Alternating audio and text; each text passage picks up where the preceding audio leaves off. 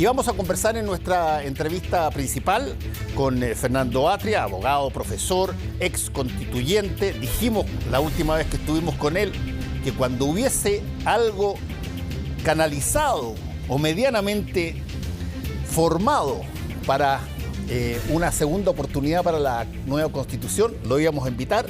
Y ahora que están los expertos, bueno, lo invitamos. Pero además, hoy día hiciste, romper harto las redes sociales con tu afirmación en The Clinic, que quizás fue demasiado temprano para el gobierno, para los gobernantes, para el Frente Amplio. Para el Frente Amplio, llegar a la moneda. Quizás había que haber esperado un poco más. ¿Qué significa eso en términos estrictos, Fernando?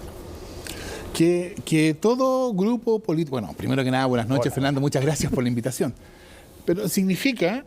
Es curioso porque mucha gente, o algunas personas, lo interpretaron como si yo estuviera desmarcándome del gobierno. Así que aprovecho esta oportunidad para decir que no hay ningún ánimo de desmarcarse, que yo sigo apoyando sin duda a este gobierno y que creo que el éxito de este gobierno es una cuestión fundamental para el futuro de Chile. Así que no hay ningún ánimo de desmarcarme. Es simplemente que una cuestión que yo pensaría que es hasta cierto punto bastante razonable. Un grupo político... Un grupo político que surge, toma tiempo eso, toma tiempo de construcción. Y habría sido mejor para el Frente Amplio que hubiera tenido más tiempo de formación. Y me refiero a distintas cuestiones. Por ejemplo, cuando un grupo político surge, por así decirlo, oposicionalmente, ¿no? Surge con una denuncia de algo. Sí. En la medida en que ese grupo político es exitoso, esa denuncia inicial, que por cierto sigue definiéndolo, se tiene que transformar en un proyecto político positivo. Y eso también toma tiempo. Y yo creo que, claro, aparte de los problemas que hemos estado viendo, tienen que ver con el hecho de que el Frente Amplio tiene más clara su denuncia, la denuncia que le da sentido originalmente, que el proyecto político positivo que representa. Pero nada de eso... o sea, si uno volviera atrás y yo estuviera de nuevo sabiéndolo todo, en la situación de decidir si sumarme o no sumarme a la campaña de Gabriel Boric, yo por cierto, no dudaría 2 minutos. Pero mira, es bien interesante porque no es tan... O sea, a ver, el aprendizaje, por cierto, es distinto cuando tú eres escolar, cuando tú eres universitario y cuando finalmente eres un político profesional y que vas a buscar el máximo cetro que es abordable para la ciudadanía, como es la presidencia de la República en este país. Y eso tomó 10 años, más o menos. No es tan poco tiempo, para serte franco. Bueno, en el caso de la democracia cristiana, ¿cuántos fueron? 30. El caso de la democracia cristiana... Desde la fundación de la Falange. Sí, la fundación de la Falange no es tampoco tanto... Bueno, yo creo que tiene más o menos como unos 10. No, es mucho 12. Más. O sea, el punto, creo yo, es que Ahora, lo que pasa es que en la formación de la Falange y todo lo demás... El grueso del equipo que se transforma posteriormente en la democracia cristiana eran ya adultos totales, ya no eran estudiantes. Bueno, era la juventud conservadora. La juventud del Partido Conservador. Sí, y eso fue durante los años 30 que se funda la Falange, ¿no? Entonces, y ese aprendizaje, esos 2 o 3 décadas de aprendizaje, o 2 décadas y media de aprendizaje, tiene que ver con cómo se desempeña. O sea, a mi juicio es una cuestión evidente. Ahora, por cierto, el momento en que un grupo político tiene éxito, no lo decide ese grupo político, lo decide el pueblo de Chile. Y la decisión de que el Frente Amplio llegara al gobierno y que Gabriel Boric fuera presidente, esa fue una decisión del pueblo de Chile. A ver, Fernando, pero para entenderte mejor, ¿qué cosas sientes tú que quizás debieron haber sido mejor aprendidas antes de... Déjame ponerte una cosa que a mi juicio es bastante clara, de la sociología del Frente Amplio. A ver. En la interna, el Frente Amplio se entiende a sí mismo compuesto por distintos partidos o movimientos, ¿no? Y Revolución Democrática es fundamentalmente distinto que Convergencia Social y Comunes, etcétera. Y antes había otros movimientos. Así. Desde el punto de vista del público, yo creo que todas esas distinciones son enteramente irrelevantes.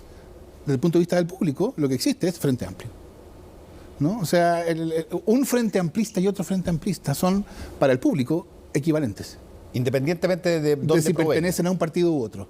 Pero claro, desde el punto de vista de la interna del Frente Amplio, eso es totalmente distinto. Y mi impresión es que eso hace una diferencia bien importante entre la perspectiva con la cual se actúa desde la interna y la perspectiva con la cual la acción es interpretada por el público en general.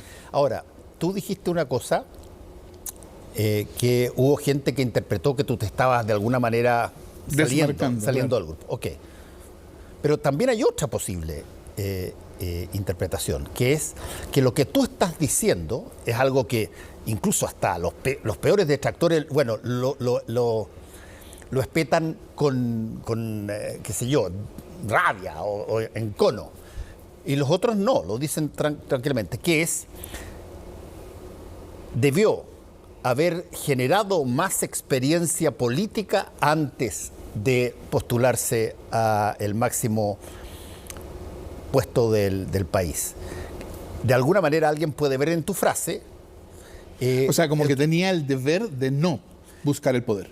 No, como que debiera haber esperado a sentir que tenía más experiencia que llegar prácticamente... No, por eso, o sea, que tenía enfrentada la posibilidad, tenía que tomar la decisión de no buscar el poder. Por ahora.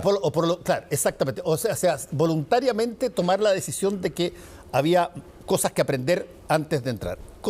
Te lo digo esto porque hay una crítica dando vuelta por todas partes, que es bien potente. No es una cosa solamente que proviene de la oposición, sino que en general que empieza a hacer diferencias etarias. Y las diferencias etarias llevan inmediatamente a decir, mira, estos cabros todavía no tienen la suficiente experiencia para gobernar. Y por eso es que se pegan tantos condoros y hablan tan rápido sin pensar en las consecuencias de lo que dicen y por lo tanto tienen que estar dando explicaciones cada 5 minutos. No, mira, yo no estoy refiriéndome a ese tipo de cosas. Yo creo que desde ese punto de vista, o sea, ha habido condoros, pero digamos, este no es el primer gobierno que pasa por eso, digamos, o sea, no, y quizás bien mala memoria. Y quizás este es el que más ha reconocido los condoros. Bueno, sí, y la verdad es que otros gobiernos han tenido, de hecho, el anterior tuvo varios que eran bastante más gruesos que los que hemos visto en este. Entonces, el problema no es ese, creo yo.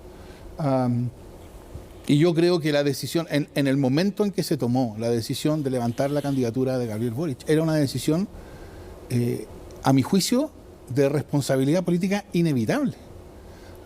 Es decir, la alternativa era la candidatura de la ultraderecha o una candidatura de lo que entonces se veía como una cuestión, como un movimiento que no era la Concertación o la Nueva Mayoría, o de hecho ni siquiera tenía nombre, y se hablaba de la ex-Concertación, o sea, se habla, ¿no? De la ahora se llama socialismo democrático, se autodenomina socialismo democrático. Pero creo yo que en ese momento la idea de que desde el punto de vista de la interpretación, de la posibilidad de interpretar políticamente lo que había estado pasando en Chile desde octubre del 2019, una candidatura del Frente Amplio en la persona de alguien como Gabriel Boric era indispensable, a mi juicio era totalmente acertada. Otra cosa es que uno pueda decir, bueno, ojalá hubiera llegado ese momento en que la candidatura era indispensable, en un momento distinto para el Frente Amplio. O sea, creo que decir, mire, no, vamos a pasar de esta. En esta nosotros no, porque habría sido una irresponsabilidad política que yo creo que era injustificable. O sea, no hay en lo que yo dije ni desembarcarse del gobierno, ni un reproche porque Gabriel Boric está en la presidencia. Ok, te tomo entonces literalmente tu frase y te pregunto, ¿qué razones encuentras tú para señalar que quizás le hubiese sido mejor que el Frente Amplio llegara más tarde? Yo creo, mira Fernando, yo creo que hoy día nada de lo que desde el punto de vista del Frente Amplio es parte de la transformación que Chile necesita. Nada de eso es algo que no podría ser igualmente asumido por alguien, por ejemplo, del Partido Socialista. O sea, yo creo que en términos del proyecto político de mediano plazo para Chile no hay diferencias.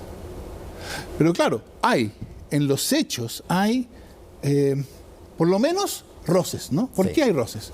Porque la relación que hay entre, bueno, de hecho, el hecho que se autodenominen así, ¿no? El socialismo democrático, que en el fondo es una acusación implícita. En fin, entre el socialismo democrático y el Frente Amplio está todavía demasiado atravesada por el hecho de que el Frente Amplio, al surgir, tuvo que surgir en contraposición a la concertación y a la nueva mayoría. Y eso, por cierto, que dificulta las relaciones políticas entre ambos, aun cuando, creo yo, en términos de proyecto político, no hay diferencias. Ahora, convengamos una cosa, Fernando, y creo que quizás alguna vez lo conversamos acá hace ya bastante tiempo. Las palabras traen consecuencias. No es gratis cuando tú dices, qué sé yo, que tienes mejores valores que los anteriores gobernantes. No es gratis que tú generes una suerte de mirada primaria a un tipo de generación versus otra. Y eso en algún momento dado te pasa la cuenta. Tú lo puedes ver en montones de veces y en montones de países, no solamente en Chile. Yo diría dos cosas. Una es que yo creo que ha habido una caricaturización del discurso frente amplista como si fuera de radical desprecio a todo lo hecho por la concertación. Que yo, claro, no estoy diciendo que no haya estado en alguna parte esa idea, pero como idea que define al Frente Amplio, yo creo que es una exageración, que busca precisamente aumentar la conflictividad entre el Frente Amplio y a los herederos de la concertación, la nueva mayoría, etc. Eso por una parte. Y segundo, bueno, yo diría, efectivamente, precisamente, sobre todo cuando se manifiesta de modo más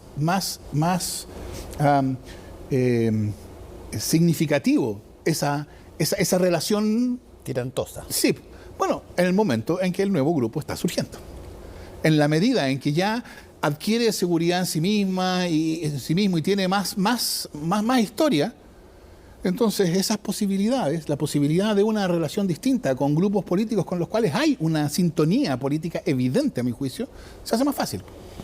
Ahora, es interesante porque el presidente Boric tiene un año de gobierno, pero ya ha hecho una serie de movimientos, y varios movimientos han sido, sobre todo, los de reconocimiento explícito a los logros y las bondades, llamémoslas así, de la época de la concertación, hasta llegar, no sé si es que eso es intencional o no, pero salieron 3 o 4 ministros y subsecretarios comunistas y no entró ninguno.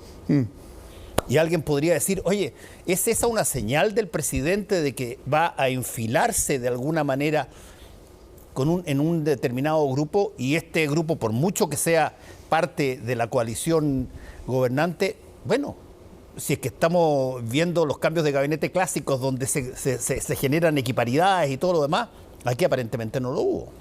Bueno, yo creo que a mi juicio es bastante claro que a mediano plazo estas dos coaliciones que están en el gobierno tienen que actuar como si fueran una fuerza política. Una fuerza política manifestada en varios partidos, 2 coaliciones, ese es otro tema, ¿no? Pero como una fuerza política, porque su proyecto político o es común o no tiene sentido. Y eso, creo yo, tiene que ser construido en circunstancias poco propicias, que son las circunstancias actuales. Esas no son las mejores condiciones para ir construyendo eso, ir construyendo esas confianzas, pero hay que hacerlo en el camino. Mi impresión es que la actitud que el gobierno ha tenido desde el cambio de gabinete posterior al 4 de septiembre va en la dirección correcta, que ha sido precisamente incluir a ese mundo político, por así decirlo, pero sin que esa inclusión signifique una renuncia al proyecto político transformador, porque ese proyecto político transformador es un proyecto que puede ser asumido como común por ambos. Déjame plantearte el otro tema que está hoy día cociéndose y que tiene que ver, y tú eres una persona pero fundamental en eso porque fuiste parte de la Convención Constitucional, está este otro proyecto ahora, ya hay consejeros escogidos, se va a haber una votación para... O sea, consejeros escogidos, candidatos a consejeros. Candidatos a consejeros, me refería a consejeros, empezando a consejeros por los partidos y por las distintas partes, y va a haber una nueva situación convencional. ¿Qué tanto eso te parece a ti? ¿Cuál es tu evaluación de eso? No estoy hablando de la evaluación anterior solamente, porque Sí, eso lo sí. hemos conversado. No estoy hablando de este nuevo proceso en esta forma distinta a la anterior. A ver, yo creo que respecto de eso, hay, a mi juicio, dos cosas que decir. Y las dos cosas parecieran que apuntan en direcciones contrarias, pero es fundamental no olvidar, no dejar que ninguna de esas cosas opaque a la otra. La primera es que en el diseño de este segundo proceso constituyente está, o sea, en el corazón del diseño está la idea de que es falso que los problemas de la democracia se solucionen con más democracia. No, o sea, es evidente, los problemas de la democracia se solucionan con menos democracia. Porque tienen menos gente, tienen Menos gente, tienen menos... Más adeo, dice. Esto es evidentemente, y yo supongo que nadie podría decir lo contrario, ni siquiera quien lo defienda. O sea, no. Es evidentemente un procedimiento menos democrático que el primero. Entonces la idea es falso que los problemas de la democracia se solucionen con más democracia. Los problemas de la democracia se solucionan con menos democracia. O sea, esto, en ese sentido, en cuanto a su filosofía, por así decirlo, este proceso es mucho más parecido a la idea de todo por el pueblo sin el pueblo. ¿No? No es sin el pueblo, pero es con el pueblo. Y yo creo que es interesante preguntarse ¿por qué? ¿Por qué toda esta proliferación de mecanismos de seguridad, por así decir, podríamos decirlo, ¿no? Cuando, a mi juicio, incluso, no estoy diciendo que haya debido ser así, pero incluso si el proceso anterior se hubiera repetido tal cual, no tenía por qué ser así, pero incluso si se hubiera repetido tal cual, evidentemente el resultado no habría sido el mismo, porque el segundo habría tenido lo que no tuvo el primero, que es la experiencia de un fracaso. Y la experiencia de un fracaso lo cambia todo. Entonces, ¿por qué este exceso? ¿No? Un exceso que en algunos puntos alcanzó diría yo, entre el ridículo y lo impresentable. Es un poco ridículo que entre las bases constitucionales fundamentales, así el equivalente a lo que en la ley fundamental alemana es el principio de dignidad humana y el principio democrático, el equivalente sea el número y nombre de los estados de excepción constitucional. O sea que es un poquito absurdo, ¿no? O sea, está bien, la forma republicana, bien. La separación de poderes, bien. El número y el nombre de los estados de excepción es un poquito absurdo.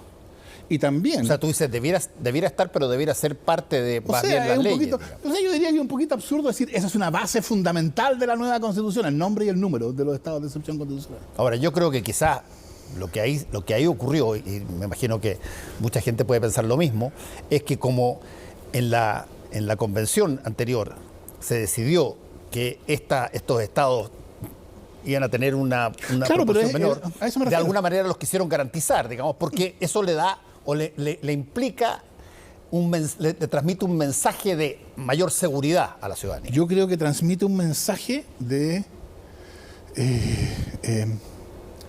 por así decirlo, de reacción vergonzante al primer proceso constituyente. Y esto se vincula a la otra cuestión, entre que yo te decía que era entre un poco enojoso y lo inaceptable. A ver. Que ya a estas alturas da un poco lo mismo, porque ya todo esto pasó. Así que se puede decir sin que a uno lo critiquen de que está llorando por la herida. El segundo proceso, la Constitución actualmente contiene una inhabilidad explícita a los ex constitucionales para ser miembros del Consejo de Expertos y del Comité Técnico de Admisibilidad, que es una ampliación de la inhabilidad que afectaba a los convencionales. Los convencionales tenían una inhabilidad que todos habían asumido al presentarse, que no podían presentarse a elecciones populares por un año. Ahora, ampliar una inhabilidad con efecto retroactivo, cuando la identidad de las personas afectadas por la inhabilidad ya es conocida, o sea, cuando uno está hablando de los convencionales que resulten elegidos, como fue la primera vez, sino está hablando de 155 personas con nombre, apellido y RUT. Ampliar con efecto retroactivo una inhabilidad de personas identificables es probablemente el caso paradigmático de abuso de poder. Entonces la pregunta es ¿por qué insertaron esa inhabilidad? Cuando era totalmente innecesaria, porque eran ellos mismos los que iban a elegir a los consejeros, a los expertos y a los técnicos, ¿no? Entonces, ¿por qué insertarla? Y yo creo que la razón es una especie como de camotera a todo lo que tenga que ver con el primer proceso constituyente. porque era un proceso mucho más democrático. Ahora, convengamos una cosa, Fernando. Yo te encuentro razón en ese punto. Creo que la prohibición exprofeso con nombres, apellidos y root es una cosa que yo por lo menos no había visto, no sé si alguna vez se ha dado, pero es extraño. Ok, pero convengamos una cosa. Lo que estamos viendo de alguna manera, uno podría decirlo así, son, las consecuencias de lo que fue el fracaso de la primera convención. Y ese daño que se produjo, entre otras cosas, se expande y toca todos estos temas. Pero eso, de alguna manera, tarde o temprano, nos lleva de vuelta a cuál fue la génesis del fracaso. Espérame, que yo creo que hay que separar dos cosas. Una es, ¿cuáles son las medidas adecuadas para evitar una repetición del fracaso? Está bien. Y lo que sea adecuado para evitar una repetición de ese fracaso es enteramente razonable, ¿no? Cualquiera que analice los términos de este nuevo proceso constituyente, yo creo que puede observar que este proceso constituyente está diseñado de un modo desproporcionado desde ese punto de vista. Es decir, llega mucho más allá. Y cuando hay una tan notoria desproporción, uno tiene que preguntarse, ¿cuál es la función política de esta desproporción? Y yo creo que la función política de esta desproporción es una función pedagógica. Que aprendan quienes pretendieron hacer algo sin consultarnos, que eso no se hace. Porque yo creo que hay mucho que decir sobre la convención, por supuesto, y no tengo ninguna pretensión de lo que yo voy a decir va a ser la cuestión, porque nunca nada importante tiene una explicación. Pero yo creo que una de las cosas que caracterizó al primer proceso constituyente, yo lo traté en alguna entrevista yo lo traté de explicar usando la distinción patricio-plebeyo, que enojó a mucha gente, y entonces yo la retiro, porque no pretendo enojar a nadie, sino tratar de entenderlo. Yo creo que aquí una de las cosas especiales o que distinguen a la Convención Constitucional fue que grupos que habían estado siempre excluidos estaban presentes. Y que entonces la Constitución, así se vio en su momento, ahora tenemos una visión distinta porque sabemos lo que pasó, etcétera, pero en su momento esta Constitución iba a ser una Constitución hecha por los excluidos de siempre. Y yo creo que en la Convención había la idea de que para que la Constitución fuera genuinamente una Constitución de los excluidos de siempre, era fundamental excluir a los incluidos de siempre, a los que siempre han estado incluidos. Siempre han estado incluidos porque su poder fáctico les asegura estar incluidos, como esto que decía Matamala, de que no hay reforma tributaria que no cuente con la venia de los empresarios, o que siempre han estado incluidos porque han desempeñado cargos que les han llevado a verse a sí mismos como referentes republicanos. El caso más obvio de eso es el expresidente Lagos, ¿no? Que siempre han estado incluidos porque son los académicos que son los columnistas oficiales respecto de lo que pasa en Chile. Entonces, yo creo que la Convención, grave error de la Convención, desde luego. De eso tuvo un punto climático, clímax, en un momento dado que una convencional propone la destitución de los poderes constituidos. O sea, digamos que esa propuesta tuvo sacó cero votos. Cero votos. Pero entiéndeme, se levantó esa posición y no sacó ningún voto. Pero yo creo que había en la convención esta idea. Lo que muestra genuinamente que esta es una constitución de los excluidos de siempre es que se preocupa de excluir a los que siempre han estado incluidos. Y eso, a los que siempre han estado incluidos, con justa razón, les parecía inaceptable. Bueno, dos males no hacen un bien. Bueno, por eso, si yo no estoy defendiendo, estoy tratando de entender. Sí, no, y entonces yo creo que en parte lo que explica la desproporción en la reacción de este segundo proceso constituyente es la reacción de los incluidos de siempre, ¿no? De enseñar, es la función pedagógica de que esto nunca más vuelva a pasar. No solo asegurar que no se repita en este caso. Ahora, me queda prácticamente nada de tiempo, Fernando, pero te quiero preguntar cuál es tu prognosis. Es que yo te había dicho originalmente que había dos cosas que decir respecto de este nuevo proceso constituyente y que era fundamental no dejar que una de ellas negara a la otra. A ver. Porque uno podría decir, bueno, como tiene esta visión crítica de las características del proceso constituyente, entonces piensa que el proceso constituyente va a fracasar y no. Y yo creo que no. Yo creo que este proceso constituyente mantiene abierta una posibilidad de darnos una nueva constitución. Es decir, vamos viendo las cosas, ¿no? La constitución tramposa, definida por sus cerrojos, ya fue eliminada. Sí. ¿No? O sea, ya no hay sistema binominal, el Tribunal Constitucional ya no es un obstáculo, ya las reglas de reforma constitucional ahora son razonables, 4/7, y las leyes orgánicas constitucionales ya no están sujetas a quórum contramayoritarios.